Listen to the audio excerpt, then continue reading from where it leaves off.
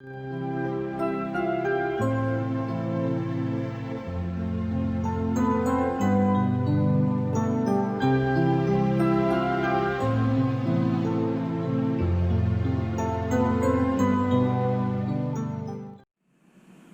perto da hora nona, exclamou Jesus em alta voz, dizendo: Eli, Eli, lama sabachthani, isto é, Deus meu, por que me desamparastes? Querido, li Mateus capítulo 27, o verso 46. Ao meio-dia começou a escurecer e toda a terra ficou 3 horas na escuridão. Às 3 horas da tarde, Jesus gritou bem alto essas palavras: meu Deus, por que me desamparastes? Incrível, queridos, é que o salmista Davi escreveu estas palavras cerca de 1000 anos antes de Jesus Cristo proferir esta memorável frase. E esta é uma das 7 frases ditas por Jesus na cruz. Observe a leitura do Salmo 22, 1, que é um salmo messiânico de Davi. Deus meu, por que me desamparaste? Por que te alongas do meu auxílio e das palavras do meu bramido? Davi dá um grande brado, ele grita de angústia, um grito de abandono, questionando onde está a presença que Deus havia prometido. Na leitura do Salmo 22, é possível observar como Davi se humilhava diante de Deus. Ali ele reconhece a sua pequenez, seu pecado, diante da santidade do Altíssimo e tremendo Deus. Ele chegou a fazer uma introspecção. Ele olha para dentro de si mesmo e reconhece: mas eu sou verme, não homem, opróbrio dos homens e desprezado do povo. O verso 26. Realmente Davi foi um homem segundo o coração de Deus. Jesus já estava crucificado quando ele repetiu as palavras de Davi: meu Deus, por que me desamparastes? O que você acha, meu amigo? Jesus foi de fato rejeitado, abandonado pelo Pai? Na leitura da Bíblia, é possível observarmos a vida de pessoas que se destacaram servindo a Deus, mas muitos deles, apesar de serem pessoas abençoadas e até íntimas de Deus, passaram também por um profundo sentimento de rejeição. Mas esta aparente rejeição que eles alegavam, na verdade, foi uma forma que Deus usou para aperfeiçoar, aprimorar suas vidas. A Bíblia nos revela que Jesus teve irmãos e irmãs. Mateus 6, versículo 3. E você sabia, meu amigo, que a rejeição alcançou o próprio Jesus em diversos níveis, sim? Em João 7,5 diz que nem seus irmãos criam nele. Isso é rejeição explícita. Em Marcos 6, de 1 a 6, nos mostra que seus vizinhos também não criam nele. Vamos ler esse texto. E partindo dali, chegou à sua pátria, e os seus discípulos o seguiam. E chegando o sábado, começou a ensinar na sinagoga, e muitos ouvindo-o se admiravam, dizendo: de onde lhe vêm estas coisas? E que sabedoria é esta que lhe foi dada? E como se faz tais maravilhas por suas mãos? Não é este o carpinteiro, filho de Maria, irmão de Tiago e de José, e de Judas e de Simão? E não estão aqui conosco as suas irmãs? E escandalizavam-se nele. E Jesus lhes dizia: não há profeta sem honra senão na sua pátria, entre os seus parentes e na sua casa. E não podia fazer ali nenhuma obra maravilhosa, somente curou alguns poucos enfermos, impondo-lhe as mãos, e estava admirado da incredulidade deles, e percorreu as aldeias vizinhas ensinando. Está claro, não é mesmo? Isso é rejeição. E a própria nação de Israel o rejeitou, pois, como escreveu João, veio para o que era seu e os seus não o receberam. João 1:11. Um dos discípulos, o Judas Iscariotes, além de deixar de seguir Jesus, o traiu por 30 moedinhas de prata.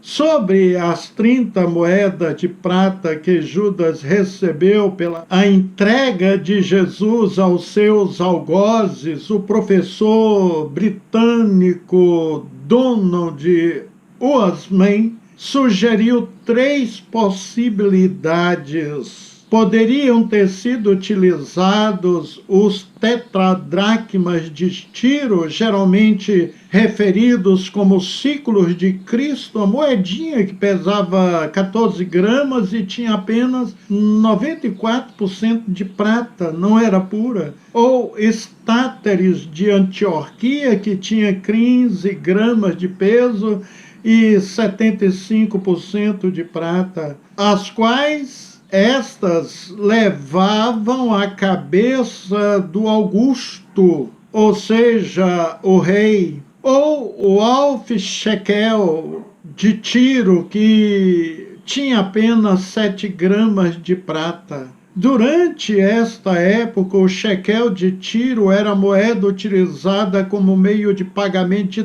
taxas para o Templo de Jerusalém. Por isso, a maioria dos estudiosos acreditam que essa era a peça, que comprou a traição de Jesus. Queridos, e na avaliação pontual de 30 moedas de prata, valeriam apenas 185 a 216 dólares. Hoje o dólar está valendo R$ 5,08. O que ele recebeu foi em torno de R$ 1.097,28. Jesus foi traído pelo equivalente ao valor que alguém receberia por 30 dias de serviço, ou seja, cerca de um salário mínimo do Brasil. O irmão sabia que o vaso de alabastro com unguento de nardo puro que Maria usou para ungir a Jesus valia o equivalente a 300 dias de trabalho, quase o valor recebido por um ano de serviço? Sim, leia depois Marcos 14, do 3 a 10, e você verá que algumas pessoas que assistiram esta cena, ou seja, viram a mulher quebrando vasos sobre Jesus, falaram que valia cerca de 300 denários. Reclamaram por esse desperdício, mas Jesus disse que ela fez uma boa obra, porque sempre tendes os pobres convoscos e podeis fazer-lhes bem quando quiserdes, mas a mim nem sempre me tendes. Esta fez o que podia, antecipou-se a ungir o meu corpo para a sepultura. São palavras do próprio Salvador Jesus Cristo. Então, queridos, voltando à questão da rejeição, o pior da rejeição não é aquele produzido por homens, mas aquele quando parece que Deus nos rejeitou. Se Deus nos rejeitar, para onde iremos nós? O rei Saul experimentou isso até a sua morte, pois esse foi o caminho que ele escolheu, pois ele que rejeitou o Senhor e a sua palavra. Deus usou o profeta Azarias para falar essas palavras ao rei Asa de Judá, e saiu ao encontro de Asa e disse-lhe: ouve-me, Asa, e todo o Judá e Benjamim. O Senhor está convosco enquanto vós estás com ele. Se o buscardes, o acharei. Porém, se o deixardes, vos deixará. Segundo as Crônicas 15:2. Voltemos a Jesus. Ele suportou bem toda a rejeição que sofreu. O profeta Isaías se referiu na sua profecia que Jesus Cristo foi levado como uma ovelha muda que não abriu a sua boca, pois ele, diante de toda rejeição, ele nada reclamou. No entanto, houve um único instante em que Jesus deu um brado, um grito, e este momento aconteceu ali na cruz. Meu Deus, por que me desamparastes? Observe a leitura de Hebreus 5, do 8 ao 9. Embora sendo filho, Jesus aprendeu a obediência pelas coisas que sofreu, e tendo sido aperfeiçoado, tornou-se o autor da salvação eterna para todos os que lhe obedecem. Em outras palavras, o autor do livro de Hebreus nos revela que Jesus, em sua condição humana, passou por um tratamento de Deus e aprendeu obediência pelas coisas que sofreu, inclusive a rejeição. No sofrimento da rejeição, somos aperfeiçoados por Deus. É um tempo de crescimento espiritual para nós. O apóstolo Paulo, depois de sua conversão em Damasco, na Síria, ele foi para Jerusalém. E a Bíblia nos declara que os crentes tinham medo dele, não acreditando que fosse de fato discípulo e que estava ali apenas infiltrado, era um espião, objetivando o momento para prendê-los. Vemos isso em Atos 9, versículo 26. Realmente dá de ficar desconfiado, não é mesmo?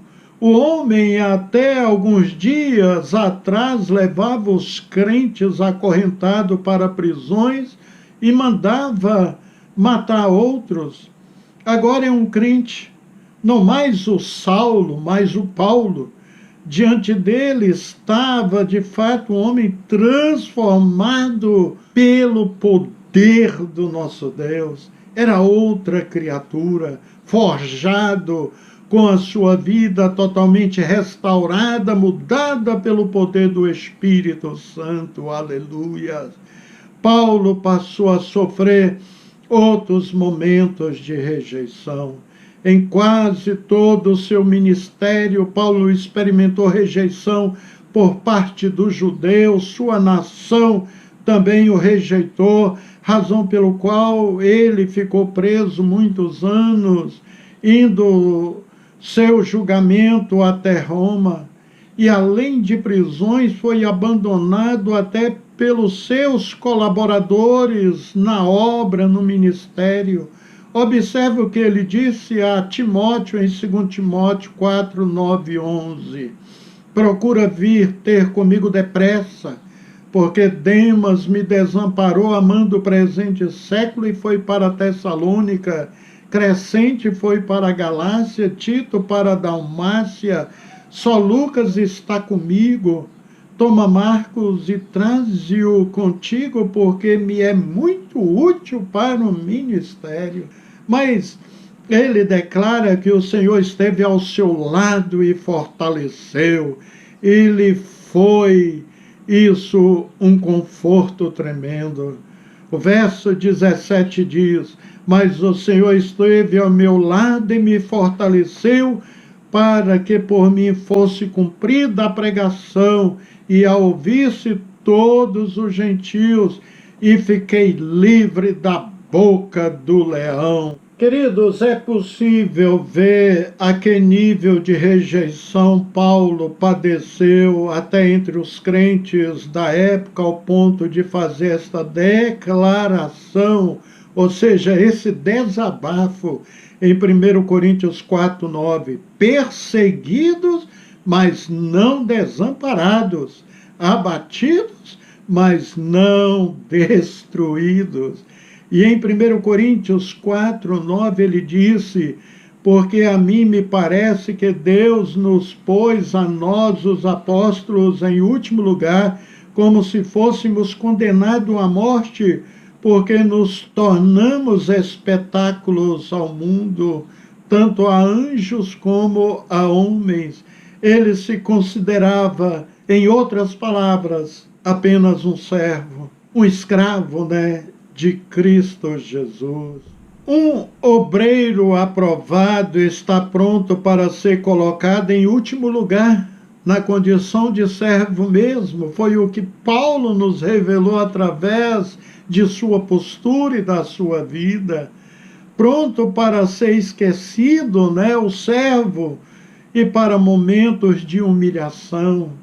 Um verdadeiro servo não espera recompensa por seu serviço. Seu trabalho é feito em silêncio e não visa autopromoção. Esse é um trabalho que ecoará na eternidade. Em tempos de estrelismo de muitos que se dizem apóstolos pelo mundo, não se contentam com o título de pastor, mas eles se autodenominam apóstolos. Me faz lembrar de uma lei ensinada e vivida por João Batista. É a lei de crescer para baixo. Convém que Jesus Cristo cresça e que eu diminua. Essa foi a teologia que João aprendeu no deserto, queridos irmãos. Importa que eu diminua e ele cresça. João 3,30. A glória de Cristo em mim deve, de alguma forma, continuar me empurrando, como João disse sobre si mesmo em seu ministério, me empurrando para baixo. Convém que ele cresça mais e mais. Mas uma coisa é certa, queridos: o Pai não rejeitou Jesus ali na cruz, pois a cruz de Cristo foi a mais eloquente expressão do amor de Deus por mim e por você. Jesus, ao dizer: meu Deus, por que me desamparastes? Na verdade, Jesus disse que não seria deixado só.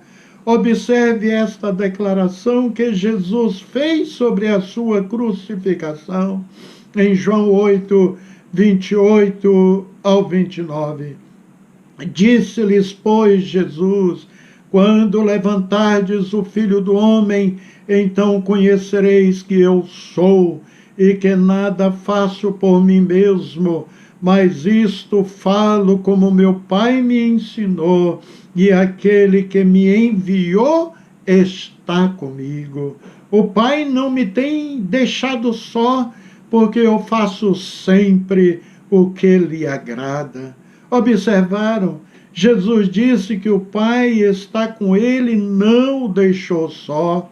A frase traduzida "está comigo" está no tempo presente no grego, indicando uma ação contínua.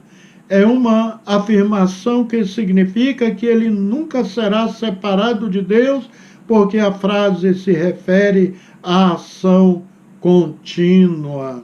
Ainda mais, a frase "não me deixou só" indica claramente que Jesus não foi deixado só em nenhum momento. E assim Jesus enfatiza a relação inquebrável entre ele mesmo e o Pai. Nunca no passado foi deixado só, e o Pai vai continuar a estar com ele.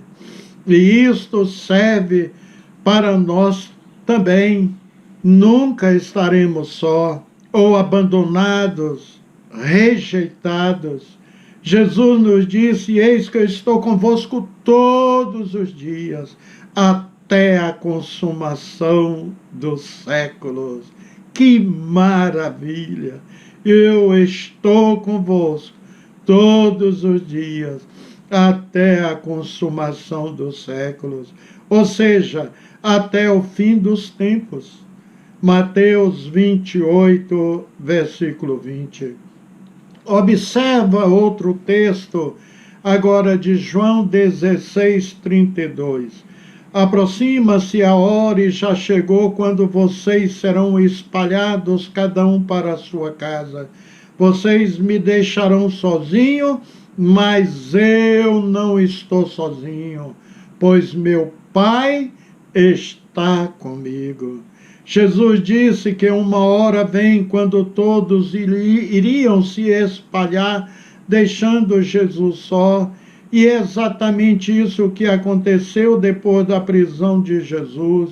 Todos os discípulos fugiram, mas é muito importante o que Jesus disse. Mesmo sabendo que os discípulos iam deixá-lo, ele não estaria só. Todos iam deixá-lo, menos o Pai. Não estou só. Está no tempo presente do grego. Este é o tempo, novamente, é bom dizer, de ação contínua. Jesus está dizendo que o Pai não está apenas com ele neste momento, mas que continuará com ele mesmo quando os discípulos se espalharem e o deixarem.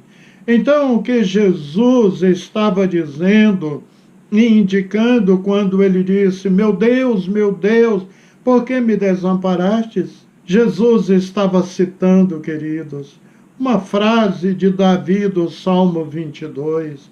Davi diz que, apesar do seu desespero e o sentimento da morte estar próxima, Deus não o havia abandonado. No verso 19, onde Davi diz: tu, porém, Senhor, não te afastes de mim.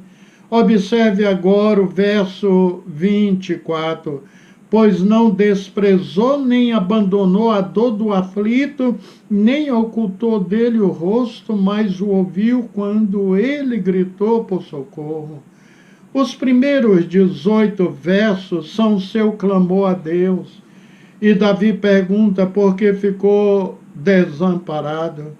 Mas Davi continua o salmo e mostra que Deus não o abandonou. Parecia como se Deus tivesse abandonado por causa das coisas que aconteciam.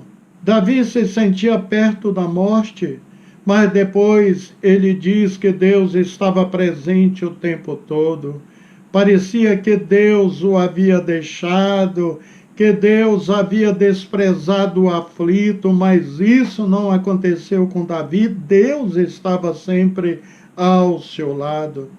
Lembre-se de que durante as últimas 3 horas, de meio-dia até as 3 horas da tarde, diz a Bíblia que houve sobre a terra escuridão.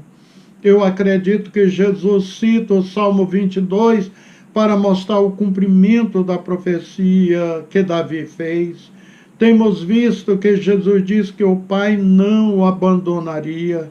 Jesus nunca estava só e nunca estaria só, isolado do Pai. Ali na cruz, Jesus ainda está ensinando o povo em suas últimas palavras. Ele cita o começo e o fim de um salmo para mostrar que a profecia dada por Davi estava sendo cumprida ali. Jesus está ensinando que a sua crucificação foi de acordo com o propósito determinado por Deus e anunciado isso em profecia escrita. Tenho convicção de que quando Jesus falou estas palavras, queridos, centenas de pessoas presentes ali ao lado da cruz e que gostavam de ler os salmos, suas mentes devem ter imediatamente pensado no Salmo 22. Leia o Salmo depois, todo o Salmo 22, e você verá todas as similaridades que estavam acontecendo com Jesus, sobre as quais Davi falou. Era um salmo messiânico. Davi falou sobre a zombaria, as mãos e pés traspassados, as vestes divididas e as sortes deitadas. Queridos, Davi teve uma antevisão da crucificação, ele viu, o Senhor consentiu que ele visse isso. E a lição do Salmo, pode parecer que Deus tenha deixado Jesus devido à maldade que estava acontecendo ali, mas Deus estava com ele. Pareceu que Jesus ficou desamparado, mas como o Salmo mostra, Deus não escondera seu rosto e não desprezou ao aflito. Meu querido irmão, querida irmã, assim como Davi experimentou do acolhimento, da proteção divina, você também poderá contar com este apoio sempre. Deus te ama e Ele cuida de você. Amém. Oremos ao nosso Deus.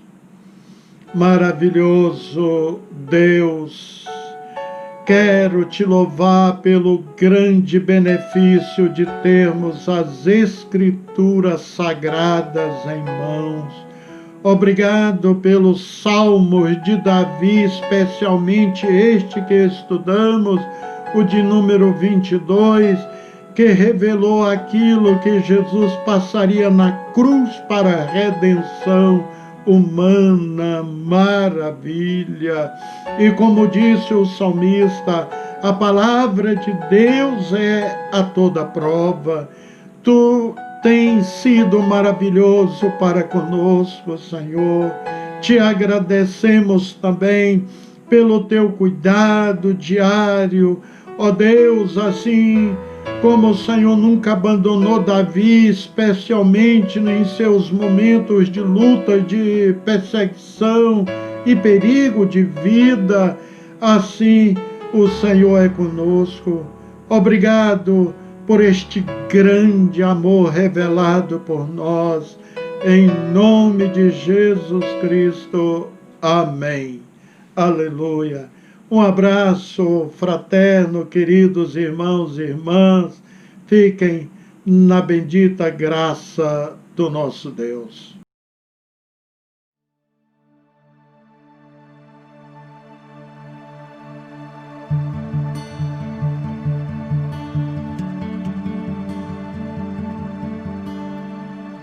No início eras a palavra, com Deus foi.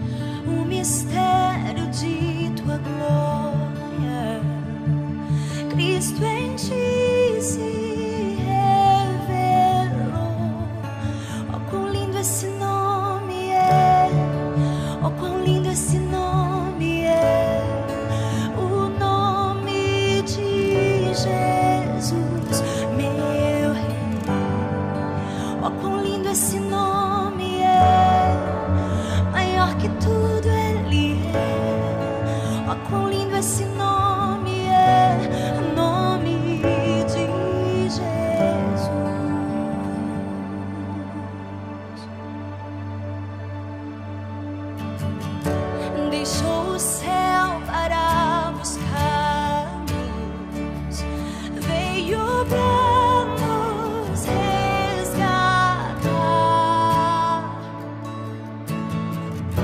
Amor maior que meu pecado, nada vai nos separar. Oh, quão maravilhoso é, oh, quão maravilhoso é o nome de Jesus, meu Rei. Oh, quão maravilhoso é, maior que tudo Ele é. Oh, quão maravilhoso é o nome de Jesus. Oh, quão maravilhoso é o nome de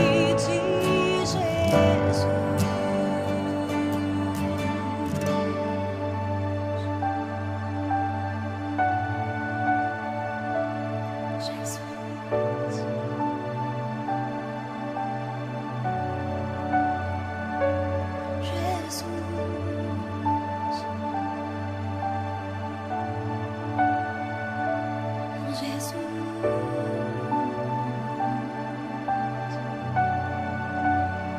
Como eu amo esse nome, outro nome não há. Eu adoro esse nome. A morte venceste, o véu tu rompeste, a tumba vazia agora está. O céu te adora, proclama a tua glória, pois ressuscitaste, vivo estás.